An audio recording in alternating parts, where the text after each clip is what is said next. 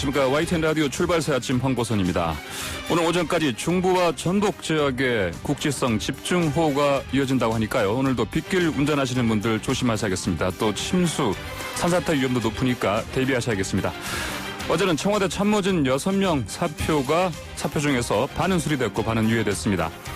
김조원 민정수석 비서관, 강기정 정무수석, 김거성 시민사회수석은 청와대를 떠나게 됐고, 노영민 비서실장과 윤도한 국민소통수석, 김혜숙 인사수석은 청와대에 남았는데요.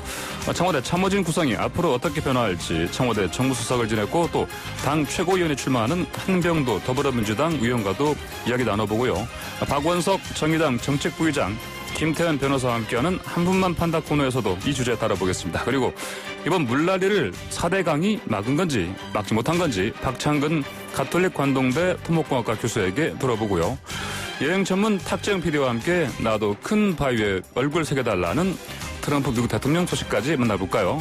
자, 2020년 8월 11일 화요일 YTN 라디오 출발새 아침 힘차게 출발합니다.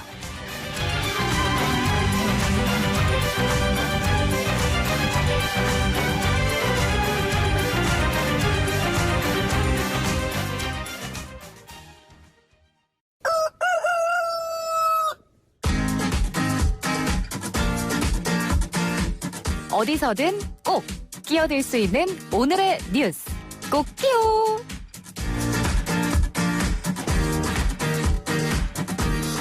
네, 꼭 끼어 뉴스 거센 빗발을 뚫고 도착하신 박철민 뉴스캐스터와 함께합니다. 안녕하십니까? 안녕하세요. 박철민입니다. 오는데 힘들지 않았습니까? 힘들었습니다. 오늘 출근길 비 때문에 네. 많이들 고생하실 것 같습니다. 예. 자, 네. 그러면 우리 또 어쩔 수 없이 첫 네. 번째 소식. 예, 자, 비와 관련된 소식인데. 맞습니다. 4대강 논란이군요. 네, 폭우로 수해가 잇따르는데 여야는 4대강 사업을 소환해 니 탓, 내 탓 공방을 하고 있습니다. 네. 네, 이명박 정부가 추진했던 4대강 사업의 홍수 예방 효과가 있냐 없냐를 놓고 벌이는 설전인데요. 미래통합당은 여당이 4대강 보호 해체에만 골몰하며 피해를 키워왔다고 책임을 묻는 반면에 더불어민주당에서는 4대강 사업에 홍수 예방 효과가 없다는 연구 결과가 이미 나왔다며 반박하고 나선 겁니다. 공방이 격화되는 가운데 문재인 대통령이 4대강 보의 홍수 예방 효과를 검증하라는 취지로 지시를 내리면서 이 문제가 정치권 화두로 떠오르고 있습니다. 자, 어제 오후에 있었던 청와대 수석 보좌관 회의에서 이게 나온 말 아닙니까? 맞습니다. 문 대통령은 4대강 보가 홍수 조절에 얼마나 기여하는지 실증 분석할 기회라며 댐의 관리와 4대강 보 영향에 대해서도 전문가와 함께 깊이 있는 조사와 평가를 당부한다고 말했습니다. 예. 4대강 사업은 이명박 정부 시절 22조 원의 예산을 투입해 추진된 사업이죠. 수자원 확보와 홍수 예방을 위해 대형 보를 설치하고 하천 바닥을 파내는 것을 핵심으로 합니다. 하지만 지난 2013년 박근혜 정부와 2018년 문재인 정부 시절 두 차례에 걸친 감사가 있었는데요. 사업의 홍수 예방 효과가 미미하다는 결론이 나오는 등 실제 효과가 있느냐 없느냐를 두고 논란이 불거지기도 했습니다. 정진석 통합당 의원은 SNS를 통해서 4대강 사업이 없었으면 이번에 어쩔 뻔했느냐는 얘기를 많이 듣는다라면서 네. 4대강 사업을 끝낸 후에 지류지천으로 사업을 확대했다라면 지금 물난리를 좀 더 방어할 수 있었을 것이다라는 생각도 든다고 주장했고요. 반면 서른 민주당 최고위원은 어제 당 최고위원 회의에서 22조 원 예산으로 지천 지류를 정비했다면 홍수로 인한 재난 피해를 줄일 수 있었을 것이라면서 통합당은 4대강 예찬론의 낡은 이야기를 반복하지 말라고 덧붙였습니다. 오늘 이 내용 전문가의 의견 참 궁금하지 않습니까? 잠시 후 네. 박창근 교수와 함께 들어보시는 것도 좋을 것 같습니다. 네, 알겠습니다. 아까 네. 제가 예고했는데. 네. 자, 국민들은 지금 상황에서는 이제 시시비비 가리는 것보다 자, 상황을 좀 더 책임 있게 해결하려는 정치권의 태도, 모습을 기대할 것 같은데요. 예. 자, 다음 소식도 이제 여야의 온도차가 당연히 존재할 분야인데 네. 자, 부동산 정책 관련이군요. 그렇습니다. 역시 어제 청와대 참모회의에서 나온 이야기에서 비롯됐는데요. 문재인 대통령이 어제 한 달여 만에 부동산 문제를 언급했습니다. 7월 6일 회의에서 한 번 있었습니다. 그때 당시에 지금 최고의 민생 과제는 부동산 대책이라고 운을 뗐었고 어제도 주택 문제가 당면한 최고의 민생 과제가 되었다고 강조했는데요. 이어 불로소득 환수와 대출 규제 강화, 주택 공급 확대, 임차인 관리 강화와 4대 부동산 정책 패키지를 주택 주거 정책의 종합판이라고 소개했습니다. 그런데 이때 전례 없는 수준의 대책과 국회 입법까지 모두 마치면서 부동산 종합대책의 효과가 서서히 나타나고 있다. 과열 현상을 빚던 주택시장이 안정화되고 집값 상승세가 진정되는 양상을 보이기 시작됐다라고 말해서 야당이 집중 포화에 나선 겁니다. 네, 아무래도 이제 집값이 안정되고 있다는 이 대통령 발언에 네. 관련해서 이제 야당에서 말이 안 된다 이런 식으로 반응하는 상황이죠. 어떻습니까? 네, 그렇습니다. 김은혜 미래통합당 대변인은 즉각 논평을 통해서 귀를 의심했다면서 절망하고 있는 국민 앞에서 부동산 대책이 효과를 나타내고 있다는 자평에 할 말을 찾지 못했다고 했고요. 최영두 통합당 원내대변인도 전세값은 여전히 급등하면서 거래 물량은 지난달 19% 줄어들고 전세 대출은 2조 원씩 급증했다며 한 달 새 전세가 2억 원씩 치솟자 눈물의 대출이 이어지고 있다고 지적했습니다. 자, 다주택 논란 빚었던 김주원 전 청와대 민정수석 어제 마지막 인사도 하지 않고 네, 청와대를 떠났다 이런 보도도 나왔는데. 그렇습니다. 근데 이제 그 노영민 실장과의 불화설에 대해서 청와대가 반박하지 않았습니까? 네. 일단 그 부동산 논란, 주택, 다주택에 대한 논란, 이런 것들을 빚으면서 청와대가 정말 난처한 상황이었는데요. 결국 수석들이 또 사의를 표명했고, 예. 몇 명은 교체가 됐잖아요. 김조원 수석은 마지막 회의 불참에 앞서 여러 차례 불쾌감을 나타낸 것으로 알려졌는데 전날부터 출근도 하지 않았다고 하고요. 청와대 고위직 메신저 대화방에서도 나간 것으로 전해졌습니다. 네. 일부 언론에서는 말씀하신 것처럼 노영민 대통령 비서실장과의 불화설 제기도 됐었는데 청와대 대변인은 대변인 명의로 가짜 뉴스라고 반박했습니다. 한편 어제 새롭게 내정된 3명의 수석, 최재성 정무수석, 김종호 민정수석, 김재남 시민사회수석 내정자는 1주택 또는 무주택인 상태로 알려졌습니다. 자, 꼬리에 꼬리를 물고 부동산 관련 논란. 이게 정부 최대 블랙홀이 되고 있는 상황인데. 네. 자, 다음 소식은 이제 수해 복구 때문에 정부가에서 추경 예산 네. 이거 쓸 것으로 지금 전망되는 게 어떻습니까? 그렇습니다. 6.25 전쟁 이후 최초로 4차 추가 경정 예산안이 편성될 전망이다라는 게 일각의 목소리입니다. 예. 코로나19를 계기로 이미 올해에만 3차례 추가 경정 예산이 편성됐는데요.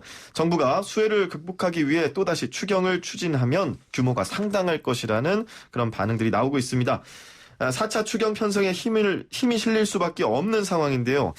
이에 대해 홍남기 경제부총리 겸 기획재정부 장관은 집중호우 피해와 관련해서 기정 예산, 이미 확정된 예산이 있고 또 재대책 예비비 지원 등 재정 지원에서 속도전을 벌인다는 자세로 신속 대응해달라고 직원들에게 주문했습니다. 그러니까 본격적인 추경 편성은 아직 언급하지 않고 있는 예산 가지고 최대한 빨리 해보겠다. 아직 거리를 두고 있는 모습입니다. 네, 자. 하지만 이 수해 피해 복구를 위한 추경, 이미 과거에도 여러 차례 사례가 있지 않습니까? 그렇습니다. 2002년 태풍 루사 때 4조 1천억 원이 편성됐었고요. 2003년 태풍 매미 때 3조 원, 2006년에도 태풍 때문에 2조 1천억 원 규모의 추경을 각각 편성해 재해복구를 지원한 바 있습니다.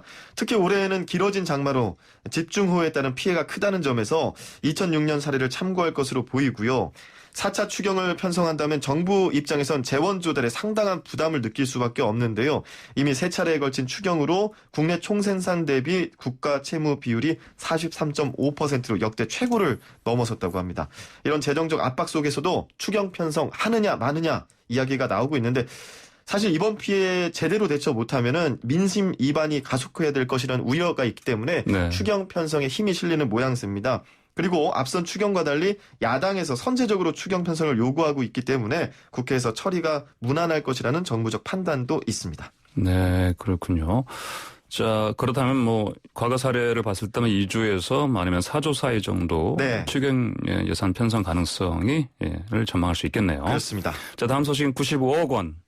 95억 원의 사망보험이 들어있는 아내를 숨지게 한 혐의로 남편이 재판에 넘겨졌는데 어제 네 번째 선고가 나온 거죠? 네, 이 어떻게 나왔습니까? 선고 결과를 보고 네티즌들이 꽤 많은 반응들을 보였습니다. 네. 그래서 이제 공감 댓글이 꽤 많았던 내용인데요.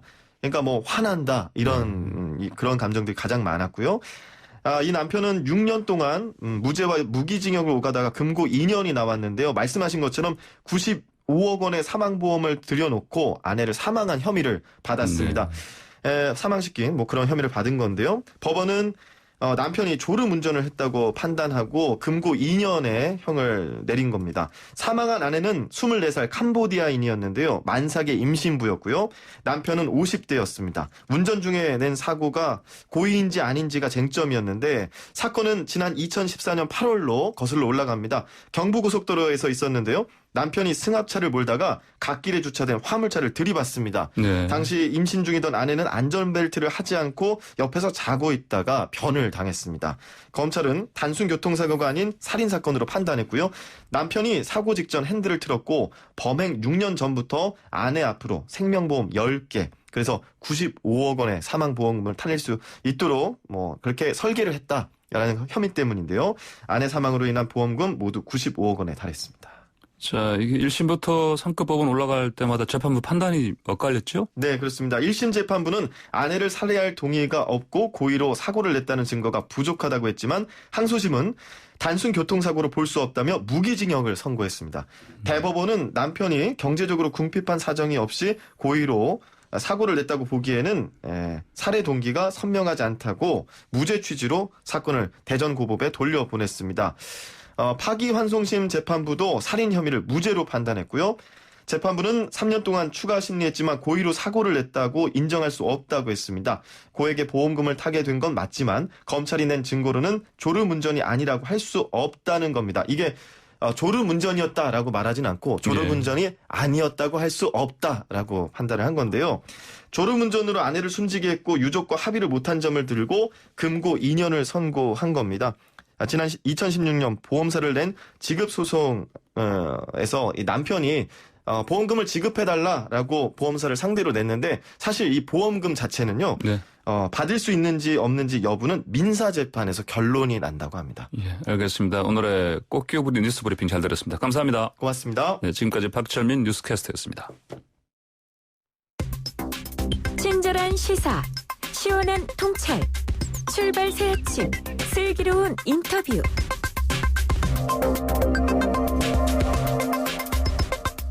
네, 전국적인 집중호우와 태풍 장미 소식으로 인해서 더불어민주당의 당대표 최고위원 후보자 합동연설회가 연기됐다는 소식을 앞서 전달해드렸는데 오늘은 최고위원 후보로 나선 한병도 더불어민주당 의원과 전화로 연결해서 최고위원에 도전하는 이유 자세히 들어보겠습니다. 의원님 안녕하십니까? 안녕하세요. 한병도입니다. 지금 어디 계십니까? 지금 차량 아닙니다. 아, 그러세요? 네네, 국회로 이동하고 있습니다. 아, 그러시군요. 네네네. 자, 어제 태풍 장미 영향으로 전국에 비가 내렸습니다. 지역구인 익산 같은 경우 지금 호우 피해 상황 어떻습니까? 익산도 아주 피해가 많은데요. 예. 특히 저희 익산이 이제 전라선, 장항선이 교차하고 있거든요. 예. 근데 거기에 열차가 일부 중단돼가지고요. 네.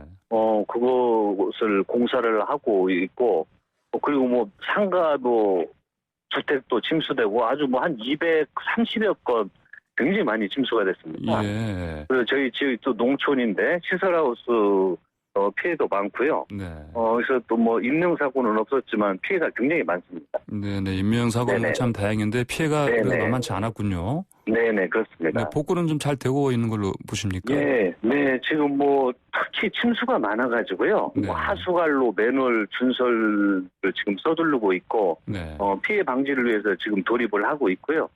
시설하우스 이것도 지금 많은 자원봉사자들이 투입이 돼가지고, 네. 일을 하고 있는데 더 문제는 이게 이제 비가 그치고 있지 않아가지고요. 네. 지금 복구를 하고 있으면서도 많은 걱정을 함께 하고 있습니다. 예, 말씀하신 대로 좀 그렇지 않은 피해가 계속 있었는데 오늘 특히 집중호우가 전북 지역에 집중된다고 합니다. 이 걱정이 크시겠습니다. 네, 아주 걱정이 많습니다. 아, 예. 네네. 자, 그렇다면 이같이 이제 전국적으로 익산뿐이 아니고요. 수해가 잇따르고 있는데 그러면 이 수해 복구 빨리 하기 위해서 4차 추경 이가 네. 논의되고 있는 것으로 보이는데요. 이게 네. 모처럼 여당뿐 아니고 야당까지도 같은 뜻을 좀 보이고 있는 것 같습니다. 어떻습니까? 네네, 그렇습니다. 어제 주영 대표께서도 추경이 필요하면 협조하겠다고 말씀을 하셨고요. 예.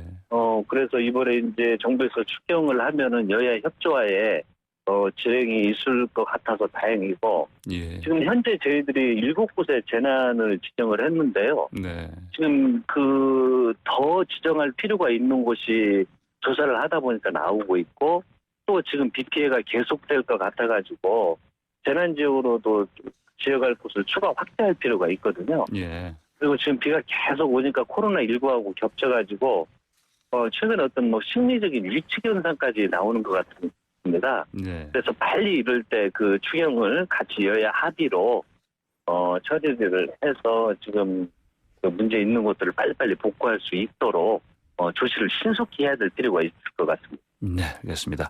자, 한명더 의원께서는 2017년부터 2년 정도 청와대 비서실 정무수석을 역임하셨고요. 또 네네. 그 문재인 대통령과의 대통령의 손과 발이었다. 이렇게 불리기도 하셨던 분입니다. 예. 네. 자, 이런 한 의원께서 집권 후반기 당 최고위원에 출마하시게 된 이유가 좀 궁금합니다.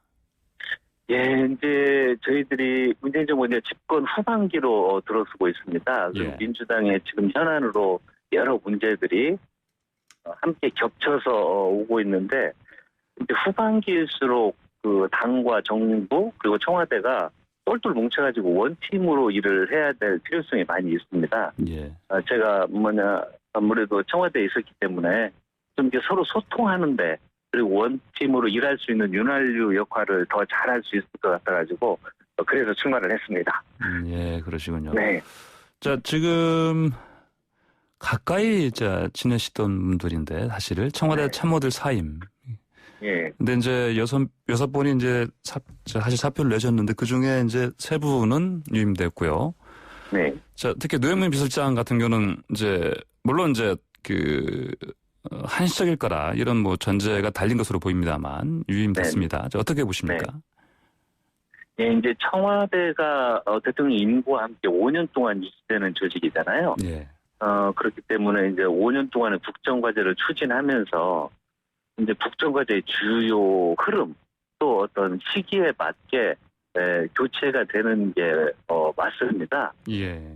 그래서 이번에 이제 그렇게 단행된 거라고 보고요. 그리고 이것은 특히 이제 이번 인사를 통해 가지고 집권 후반기로 들어섰는데 우리 새로운 참모들이 예. 정말 심기일전했으면 좋겠습니다. 제가 이렇게 요즘 TV 보면 이렇게 많은 분들이 지쳐 있는 것 같고 또 최근 청와대 참모들 통해 가지고 이게 이슈화된 것도 많고 그러기 때문에 더 똘똘 뭉쳐서 자기를 돌아보고 더 심기일전해서 열심히 해줬으면 하는 당부의 말씀까지 함께 드립니다. 예. 자, 또 한병도 의원께서 이전에 얘기하셨던 정무수석 자리 최재성 전 의원 사선이죠. 내정됐습니다. 네네네. 어떻게 네. 보십니까? 예, 우리 강기정 수석도 고생 많이 했고요. 예. 특히 최재성 의원이 저는 아주 잘할 거라고 좀 믿습니다. 네, 어떤 점에서 이제 그렇게 보십니까? 제가 그 사선의 일단 경험이요. 예.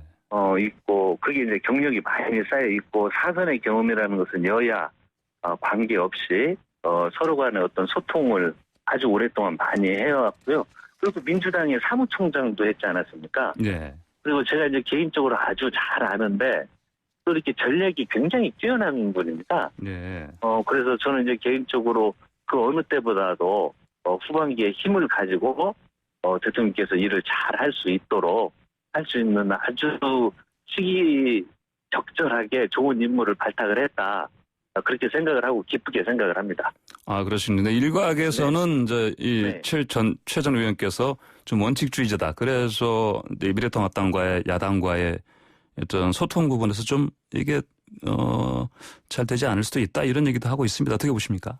예, 그 이야기를 저도 들었는데요. 예. 이제 제가 개인적으로 친해서가 아니고 네. 이제 일을 추진할 때 좀 일관성, 추진력 이게 있기 때문에 때로는 그렇게 보이기도 했는데요. 예. 제가 보면 야당 의원님들과 아주 소통을 잘합니다.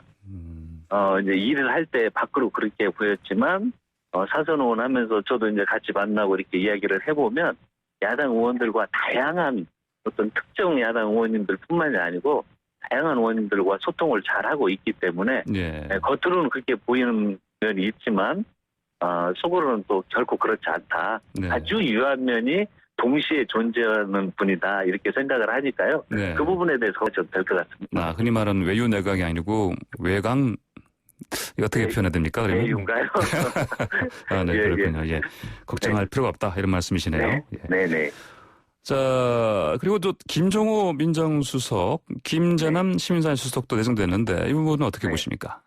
예, 제가 이제 그 시민사회 수석님도 시민사회 단체에도 있었고요. 또 예. 국회의원 경험도 있고 해서 또 시민단체 소통뿐만이 아니라 정무적인 감각까지 겸비한 분이라고 보고요. 예. 또 민정수석님도 특히 민정수석 하기에는 아주 적절한 분이 아닌가. 제가 그 청와대 있을 때 공직기강 비서관으로 같이 일을 했었거든요. 예. 근데 이제 아주 원칙적이고 또 일에 대한 추진력도 있고 그리고 네. 또 공직기강 비서관을 하면서 이미 함께 권력기관 개혁, 개편 이런 것들에 함께 참여를 했기 때문에 네네. 국정 전반에 대한 일률적인 이해도가 굉장히 높습니다. 네. 그래서 민정수석도 좀 일의 연속성 이런 측면에서도 아주 좀 잘하지 않을까 그렇게 기대를 해봅니다. 그 전임 김조원 수석에 이어서 김종원 이제 민정수석 내정자도 감사원 출신입니다. 어떻게 보십니까? 네, 그게 이제 저희들이 기존에 이제 뭐 또 검찰 출신들이 좀 많았고, 예. 그렇지 않았었습니까? 근데 저희 예. 정부 들어서는 이제, 예를 들어서 우리 조국 수석, 그리고 감사원 출신이 했는데, 네. 이건 이제 과거에 좀 대단히 검찰이 직접 청와대에 와서 있으면 네. 어떤 청와대의 의지, 어떤 방향, 이런 것들이 검찰에 직접 전달이 돼서 직간접적으로 어떤 그 영향을 주는 게 과거 정부에 많이 있었었거든요. 예. 근데 저희 문재인 정부 들어가서는 이런 것들과는 과감히 단절하겠다라는 네. 의지의 표현이기 때문에 아마 감사원 출신들이 더 어떤 발탁되는데 배경이 되지 않았을까 그렇게 생각을 합니다. 예, 예. 자, 이같이 지난주 후반에 청와대 참모진의 일괄 사퇴가 있었는데 앞서서 네. 네. 자, 문재인 대통령이 뭐 일각에서는 일부 언론에서는 이게 혹시 뭐 레임덕 징후 아니냐 이런 말도 하고 있습니다. 어떻게 보십니까? 이제 레임덕이라고 하면은 일을 추진하는 데 있어서 예. 시기적 여건이 일을 추진하는데 어려움이 있고 조직이 분열되고 사람들이 떠나고 이런 현상을 통칭 저희들이 레임덕이라고 하잖아요. 예. 근데 지금은 이제 이번 총선을 통해서 176석이 확보가 됐기 때문에 국정 과제를 추진하는데 어려움이 없을 거라고 생각이 듭니다. 예. 그래서 일부 뭐 부동산 문제 나오고 그런 건 개개인들의 문제여서 그랬지 이게 조직 전반에 영향이 있는 거 아니기 때문에요. 예. 저는 국정 과제를 추진하는데 어려움이 없고 레임덕이라고 평가하는 것은 좀 시기상조인 평가다 네. 이렇게 생각을 합니다. 네, 시기상조다 하는 말씀이십니다. 네. 자, 이 블랙홀이라 불릴 정도로 부동산 이 문제 사실은 만만치가 않습니다. 이것 때문에 사실 여당과 대통령 지지율까지 하락했다 이런 결과 이런 상황에서 네. 어떻게 보십니까? 당의 지지율 다시 끌어올리기 위해서 이런 잇따라 나온 이제 부동산 대책 앞으로도 뭐 추가 어떤 뭐랄까 보완책 같은 거 계속 필요하다고 보십니까?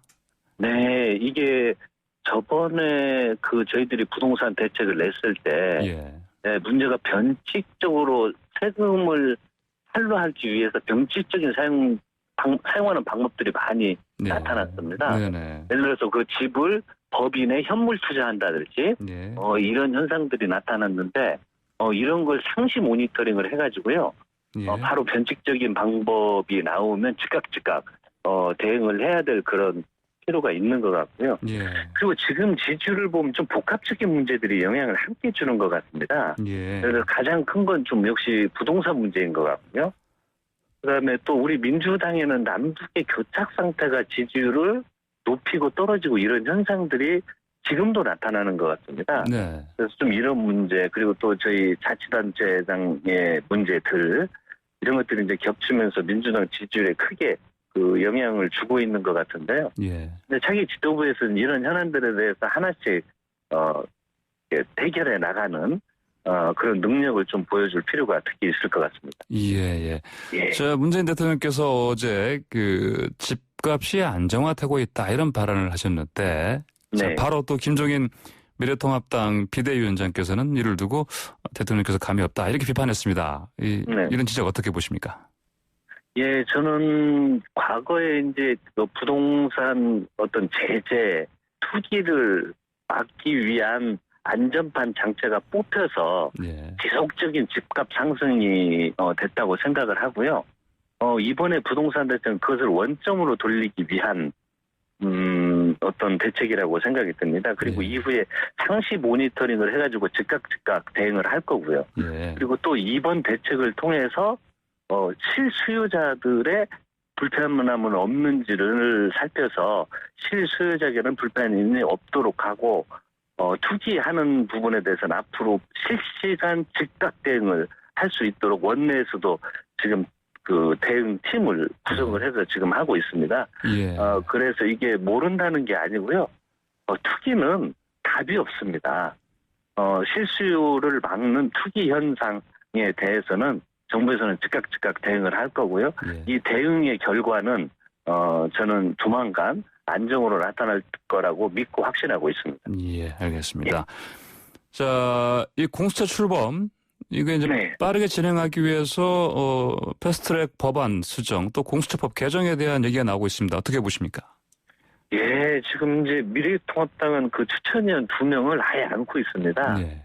이제 이렇게 2명을 추천하지 않으면 공수처는 무력화됩니다. 예. 그리고 이제 이게 제가 보면 이거 미통당이 이제 지연 전술 같거든요.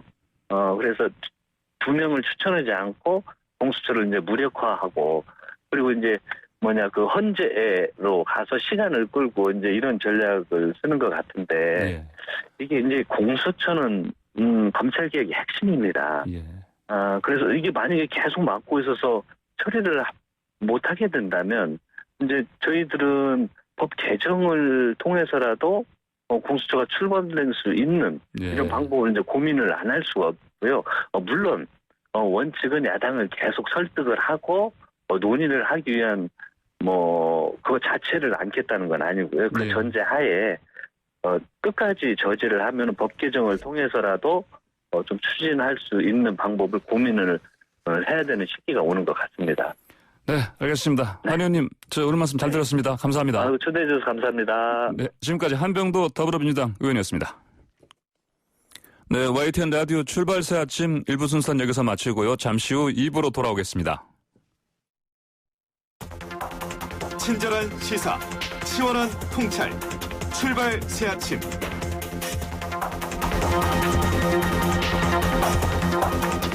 네, 전국적으로 기록적인 집중호우가 이어진 가운데 물난리로 인한 피해가 참 큽니다. 자, 이를 두고 4대강 사업에 대해서 여야가 이견을 보이면서 다시 한번 4대강 사업이 소환되고 있습니다. 자, 그래서 관련 내용에 대해서 전문가의 진단을 들어보는 시간 마련했습니다. 물난리와 홍수 피해 그리고 4대강 사업의 영향에 대해서 박창근 가톨릭 관동대 토목공학과 교수 연결해서 들어보겠습니다. 박 교수님 안녕하십니까? 네, 안녕하십니까. 요즘 인터뷰 많이 지금 요청 받고 계시죠? 네, 조금 바쁩니다. 예. 오늘 제가 인터뷰에서는 좀 새로운 말씀 좀 해주시면 감사하겠습니다. 네. 네. 자, 먼저 지금 이 4대강 사업이라는 게 주요 그 시설 중에 하나가 보호 아닙니까?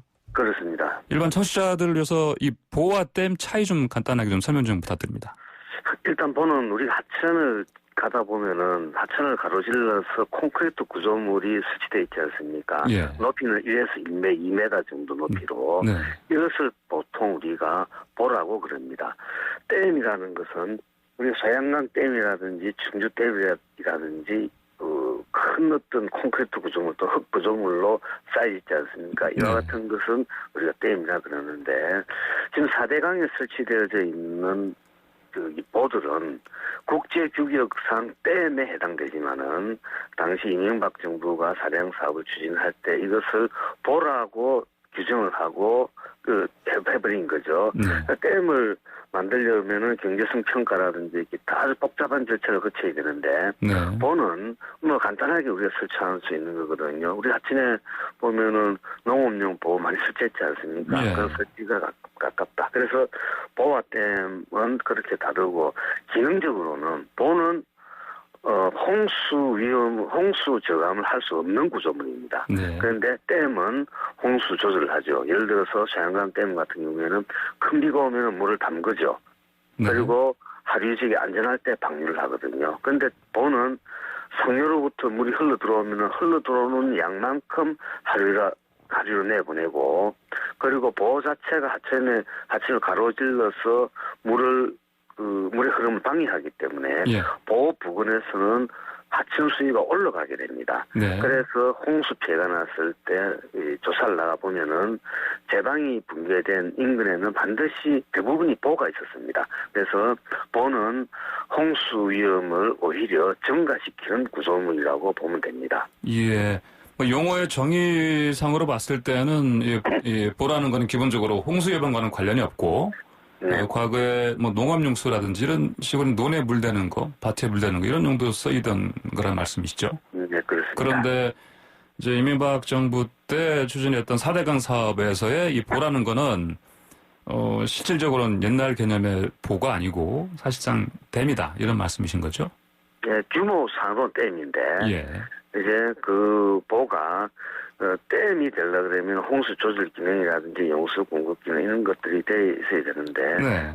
거기에서는 전혀 그런 기능이 없었다. 네. 그런 얘기입니다. 그러니까 국제 규격상 크기로 봐서는 댐인데 기능상으로는 홍수 조절 기능이 없기 때문에 그러면서 봤을 땐 보로 뭐 이렇게 정정한 구조물이 돼버린 거죠. 예, 그런 거죠. 예. 네.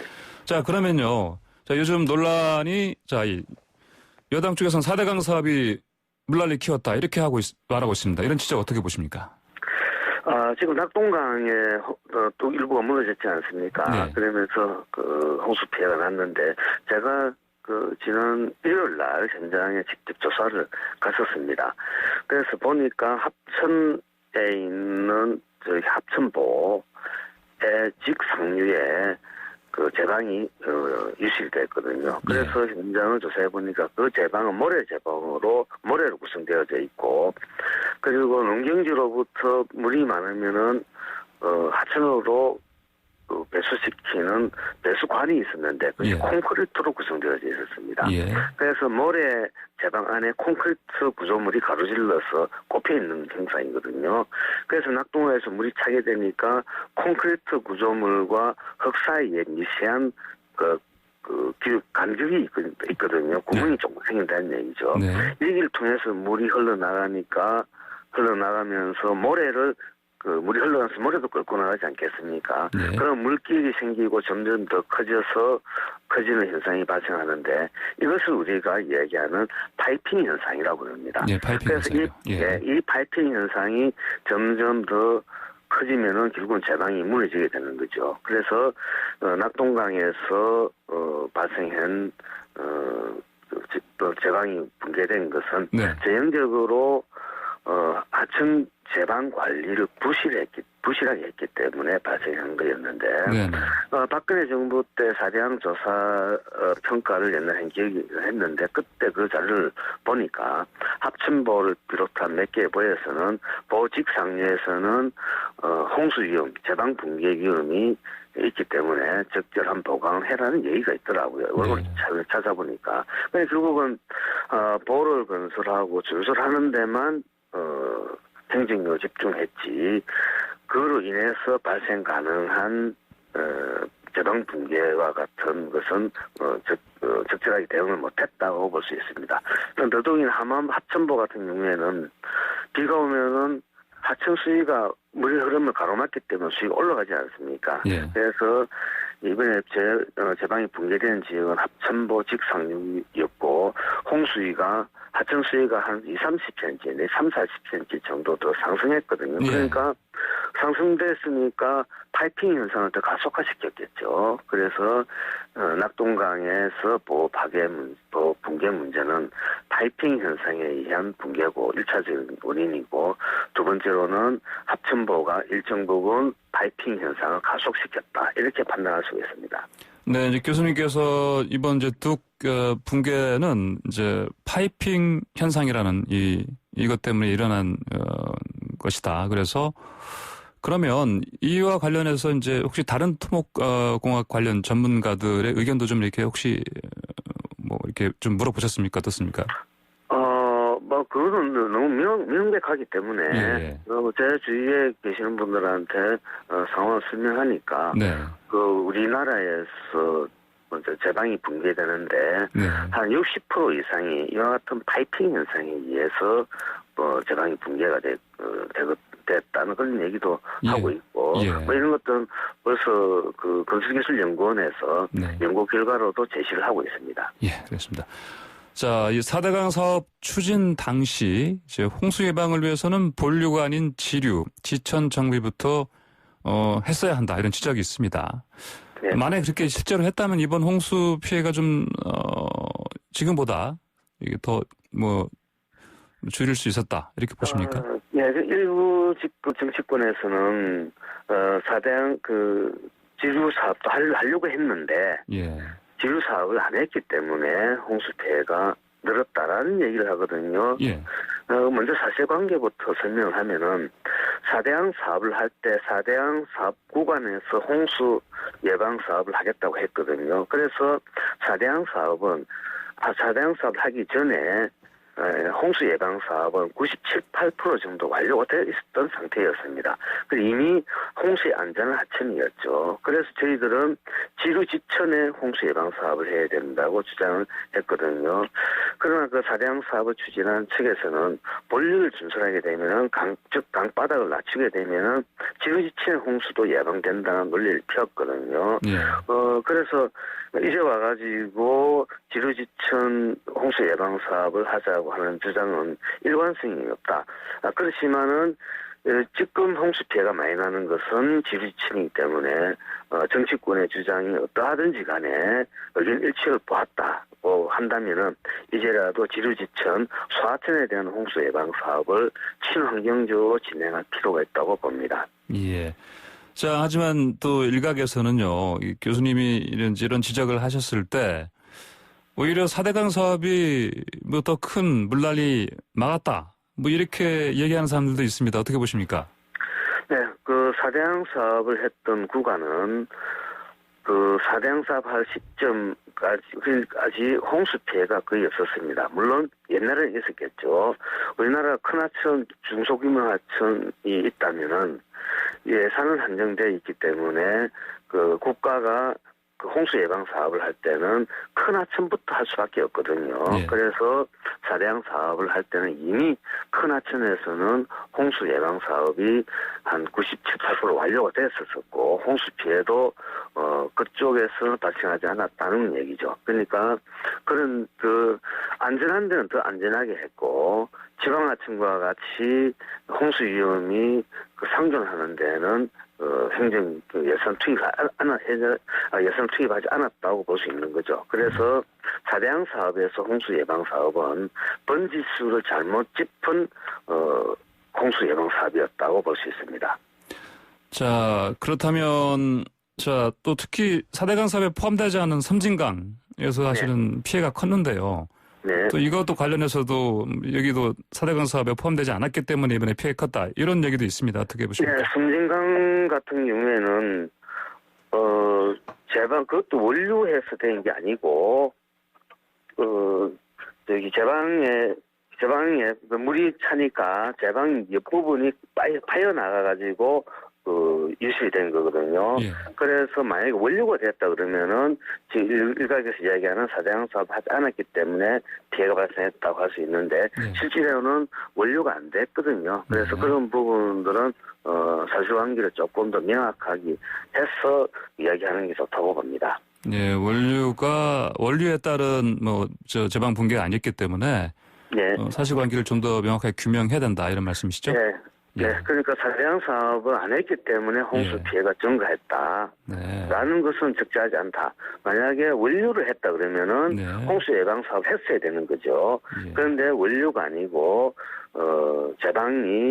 제방 관리도 거기도 부실하게 해가지고 제방 밑부분에서 파여 나왔거든요. 그래서 그런 것들은 상당히 거리가 있다고 봅니다. 예, 알겠습니다. 자, 이번 집중호우로요. 서울 쪽 피해가 컸습니다. 특히 네네. 곳곳에 도로 침수되고 출퇴근길에 교통에 큰 혼잡이 있었고요. 네. 자, 매번 이렇게 집중호우로 인한 도심 지역 도로 침수 피해 이게 불가피합니까? 어떻게 보십니까?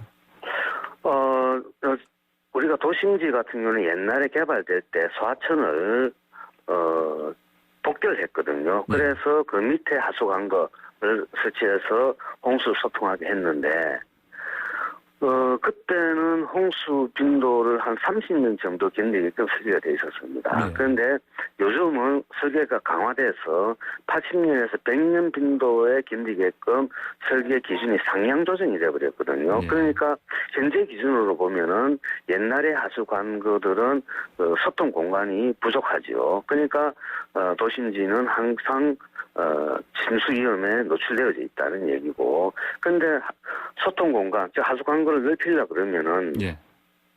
그 건물들을 이제 부수고 만들어야 되지 않겠습니까? 네. 그래서 현실적으로 불가능하기 때문에 상위에 지루지를 설치한다든지 이와 같은 조치를 통해서 도심지 홍수 침수 방지를 막아야 된다고 봅니다. 예, 알겠습니다. 박 교수님 오늘 말씀 여기까지 듣겠습니다. 고맙습니다. 네, 감사합니다. 자, 지금까지 박창근 가톨릭 관동도의 토목공학과 교수였습니다. 네, FM 94.5MHz YTN 라디오 출발 새 아침 2부 순서 마치면서 아프리카 돼지열병 관련 안내 말씀드립니다.